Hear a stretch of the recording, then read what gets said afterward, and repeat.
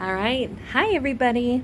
It's Kate with Kate's Regretless Life and Aries, of course. And the reason I'm showing you my dog before I start this reading, this is a today's topic reading for the 12th of September. It's because this is going to be an Aries reading. So some of you know that Aries, although he is not a baby anymore, I do not call him my baby. Aries is a big man dog now. And he used to be a teething puppy, and I would say, oh, my puppy ate a couple cards. Well, now he's just a naughty man dog. But he got to a couple more cards. And when that happens, I do a reading.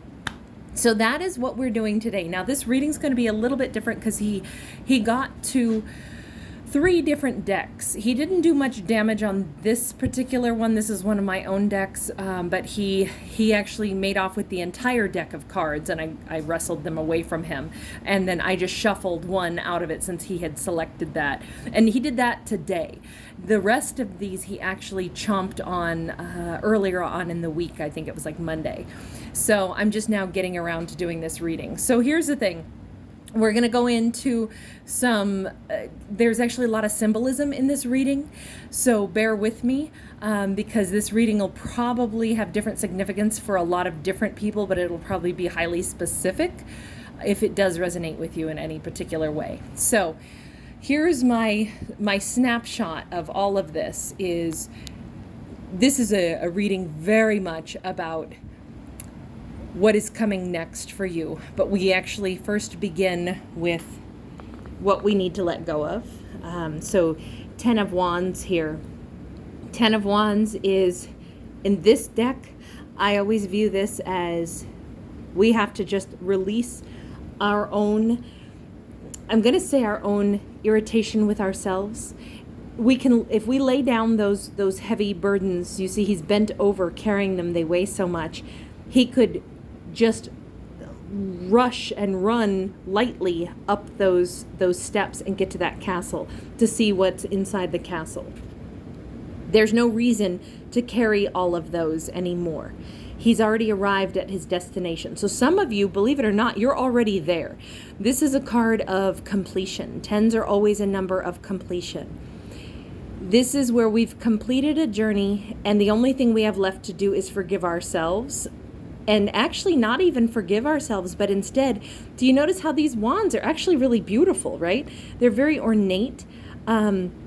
These aren't just like pieces of heavy rebar. They've been turned into literally like beautiful ornate wands. So take a moment and pause and think about, and this is easier said than done depending on how you've been wounded, and I completely understand that. But can you find something positive out of each hurtful thing that you have been dealing with? The thing that you still have wounding over. Can you find one positive? Even if it is simply, you know what? I was strong enough to overcome that. Or, you know, that day that somebody said something really awful to me that cut me to my core. I'm proud that I didn't cut them back. I'm glad that I just simply took the high road. You know, whatever this is, find the thing out of each bad situation that you have known, and really take a moment to appreciate how strong you are for having come through it. Take a moment to appreciate how you conducted your own self, and more than anything, forgive yourself. Lay down each one of those experiences, because those things, all they were doing was making you more buff, more, I always like to say, like, spiritually, it was a spiritual workout, like spiritual muscle mass is what you were building. And now, if you lay those down, imagine have you ever done training where you wear like the weighted like sandbags around your ankles, and you go walking with that weight on so that you actually get a more like high resistance workout, and you burn more calories and you build, you know, more strength. It's like that. Like all of these burdens have been part of a really intense workout routine that you've done, but you've reached the finish line here. Now you get to take off those extra weights, stand up straight, and you're going to feel so light. And as you run up these stairs, here's the thing. You didn't just arrive at your destination. You've arrived at this incredible. It's like some of you literally may be moving, or some of you are going to look at if this is representing like a home or a house, or if it's representing the house that you live in spiritually speaking. It's a stinking castle, a castle up on a hill. This is incredible. Look at the view you're about to have. Look at how far you've come. So this 10 of Wands is really, it's a moment where it's not just about crossing a finish line. It's actually a chance for you to look at who you are and really, I mean, it maybe sounds selfish, but admire the life that you have lived and what you have chosen to become in spite of the hurdles that have been placed in front of you. And some of you may have had significant hurdles. Some of you may have had like extreme amounts of disadvantages, unfair treatment. You may not have had the freedoms that you deserved. You may have had, I mean, like really significant things. So these are not easy things to let go of. And I'm not saying that this is a card of necessarily letting it go. It's a card of actually recognizing how strong you are to have endured it. So I look at this reading quite a bit differently. And 10 of Wands is not dropping burdens. It's actually patting yourself on the back for what you've overcome. Next to this, now here's where we get into a really fabulous deck. Both of these cards come out of the same deck. Now, my dog had to work really hard to get these cards out. This was a deck that was still in its box that I have had for a very long time. And it was tucked away, way out of where he could have gotten to it, but he managed. And he pulled out these two cards and gave him a good chomp. This deck, it's something that I actually find incredibly significant, and I don't want to try to explain anyone else's religion because that would be inappropriate for me. I always want to be very culturally sensitive, and I always want to honor different cultures without overstepping boundaries. So it's one of the reasons you have not seen me use this deck, even though I love it, but I only use it privately. This is a deck that it's called the Orishas, and if you are familiar with any of the belief systems that come from West Africa, particularly the Yoruba people, this is a beautiful, beautiful belief system. And again, I don't want to over-explain someone else's beliefs, but just to reference why I like this so much and why it has such significance, and why at the same time, out of respect, I do not use this deck publicly other than for my own self, is because it carries so much meaning. In this case, the Orishas, it's like a belief system in, how do I say this? There's a whole pantheon of gods. None are better than another, but they all carry different energies. And so, for example, like the deity associated with the sea and salt water, if that is your particular Orisha, you would carry particles of that energy within you, which I just find such a beautiful way to say that. And it's at different spiritual levels of our maturation, we may have a different, or it's believed that there's a different Orisha that might be influencing you or placing their mark upon someone. And so it's really, it's so lovely and so like soothing. Now, this is also, so culturally, this could be important to you if you are of West African descent. If this also translated and was carried into Brazil, into Costa Rica, Cuba and Puerto Rico. And so if you may be a part of one of those cultures, I should not have said Costa Rica, forgive me, I meant to say Cuba. But if that is part of your heritage, that might have some significance for you as well. So I just wanted to preface it so that I explain what deck this comes from, because I think that is really significant.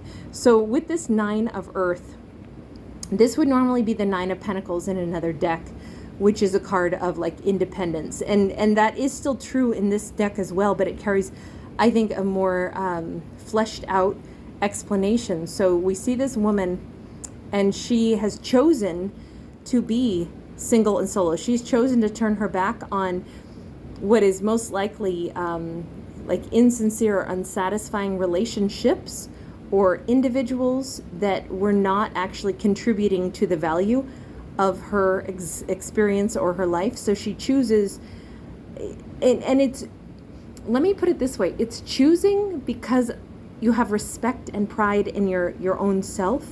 So some of you have walked away from an individual who has been mistreating you, or a situation that has not honored you. Some of you, you gave it a lot of opportunity. You gave someone an opportunity to do right. You gave a business or a person or a situation time to sort itself out. And finally you said, this is not okay that I am either being treated this way, or I no longer have anything else that I feel I should be giving to this scenario. Because if I give more to it, I deplete my own self and my self-worth. And so she stands here and she turns her back and she walks toward the sunset, or excuse me, in this case, I think it's more of a sunrise. But as she walks toward that new dawn, we see that she's planting seeds as she goes. She's sowing the seeds for her future. This is somebody, though, she walks away without even a chip on her shoulder. There's no like rancor or contentious attitude, because this person has so much self-worth and so much self-pride, they wouldn't even lower themselves to, like, she's not walking off flipping somebody the bird, right? She is actually, her back is straight, she's strong, looks really, well put together. She's in green, which is, a color of wealth and growth.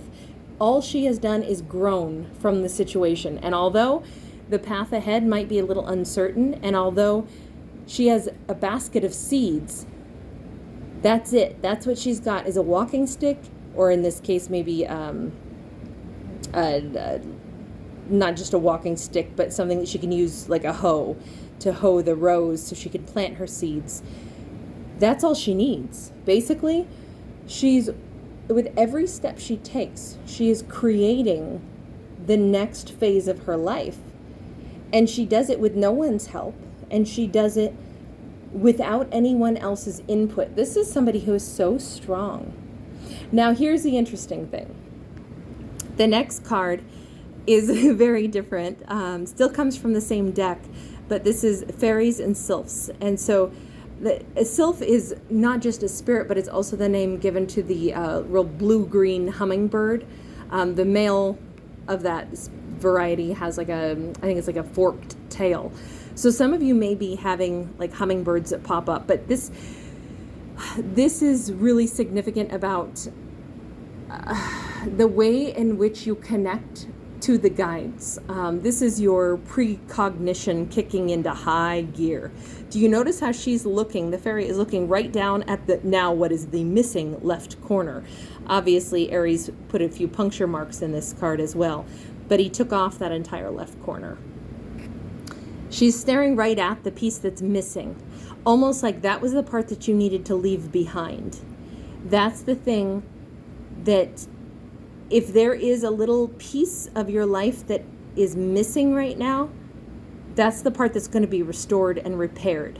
That's the part that it needed to be removed because either you needed to make space to breathe, or you notice how she's like sprinkling a little bit of magic here. I almost feel like this is the part that is still healing. It's whatever you had to leave behind, but you have this really incredible gift right now where I think you are able to tap into your psychic abilities, your cognitive abilities, whatever this spiritual side of yourself is, you can hear it more clearly now. And it is because you're on this new path. Had you not left whatever this was behind, you would not be able to hear. It's almost like you left a noisy room and walked into a quiet one, and now you can actually hear that there's always been this sweet, soft music playing, and it was drowned out before because you were in some loud place or dealing with someone who was loud in general. Now, patience. You don't have all the information. This is card number 22.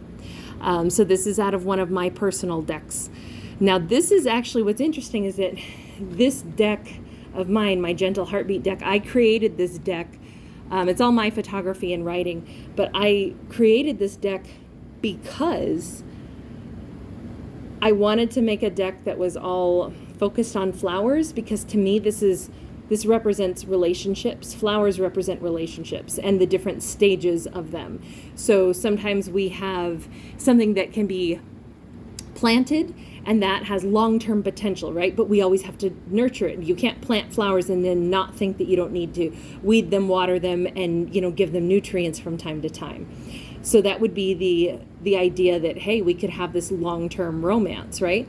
Then at other points in our lives, we may just be given some cut flowers. Well, those are pretty for a hot minute, and then they tend to fade away, and we're not able to keep those cut flowers. They bloom out and then they fade away. Now, that would be like a hot, spicy romance that doesn't last. Now, it could last if we take those cut flowers and we dry them and cut them, like hang them upside down in our attic and then press them in a book or something. But now we got to remember, is that a keepsake or is that just a dusty dust catcher and an old memory of something that never really went anywhere? So those are kind of like, that can represent cobwebs of our mind. But then there's also the idea that we can have fake flowers, which would be a false connection altogether, that it looked like it was a real bouquet and it wasn't at all. And then we can also just talk about the little tiny seeds that we start planting. And I think it's very significant that she has seeds here. Some of you, this is a barren field. You are planting something new. And the fact that we have this card of patience, that you don't have all the information, and the fact that it is card 22 that popped out of all things. This would be, so this deck I didn't just create for relationships. I specifically made it for twin flame, past life, soulmate, and karmic connections, okay? So all those rolled into one. And this would be a twin flame card, the 2-2, because it mirrors. So it's very interesting because to me what this looks like, and by the way, this is actually, it's kind of like a classic bouquet, right? That's been painted, but I would almost call this even though I'm referring to it as a twin flame, this is like an old Italian style painting that it actually is one of these things that I would look at as like past life connection. So with that in mind, if you are having to wait to meet the next great love of your life, perhaps some of you are either waiting for a return of a twin flame. I feel like this is a definite walking away from something that was a disappointment, and I feel like you're planting new seeds for a new growth in your life, and I feel like this is a different person coming in for you. This does not look like it's the same person, but it is, because these are seeds she has to plant and tend to. I don't know that you're ready for this person quite yet. This is something that is on its way to you, and you know that, but I still think that you're healing what you've left behind. And I think that listening very closely to whatever this cognitive, spiritual, hearing spirits, whatever it is that you connect with, whether it's fairies or whether it is something more religious, or whether, and by the way, the Orishas also later got translated into kind of like the saints. So some of you could be deeply spiritual, you could be deeply religious, you could have, you could come from any of the different cultures we've mentioned. All of these 4 cards carry just a little bit more meaning to them. So I don't know who this may resonate with, perhaps only one of you out there, but that's what I have for you today. The fact that it was so specific, I apologize that it wasn't more general, but that's just how Aries chose the cards. And like I said, he actually chose the entire deck. He picked up the whole deck. They were rubber banded together and he made off with them, and I had to chase him around the house to get them back. But Well, I persuaded him with a treat, if you really want to know. It was like a hostage situation, so I had to barter. What do you want? You want $10,000 in a helicopter? No. You want one of these little meat treats. Okay, trade me the cards. But the fact that he picked this entire deck, I would almost say that it's like you've already gone through a huge storyline, because if you pick the whole deck, that means you've probably had a karmic, you've probably had a soulmate, you've probably at least dealt with or become aware of twin flames, and probably past life type soulmate stuff returning and carrying out long stories. Some of you, this is going to be a situation where you already have a lot of knowledge about romance, both failed romances and new romances. And one other thing I will mention is this card specifically represents an older individual, a mature individual. This is not a youthful figure. The fairy is youthful, but this figure is not. So for some of you, this is also an age-related reading. For those of you that are more mature, like moi, I am mid-aged now, so this could be a reading for some of you in my age bracket, perhaps. But we also do have 22, so I don't know. Anyway, you guys, I'm going to end this one here. I know this was kind of a unique read. They always are when they come from Sir Chomps-a-Lot. So I will say good evening to everybody, and I will do a regular reading again tomorrow, okay? Oh, and by the way, if you guys, this almost piggybacks a little bit on the readings that I put out earlier this week, which are the Old Soul readings. It has a lot to do with past lives. Oh, it looks like he's sleeping on my socks, by the way. He does that. But yeah, if you guys didn't get a chance to listen to your Old Soul reading, you might want to. They are all up for all zodiacs, and I will be putting out a new series Saturday and Sunday. Okay, bye guys.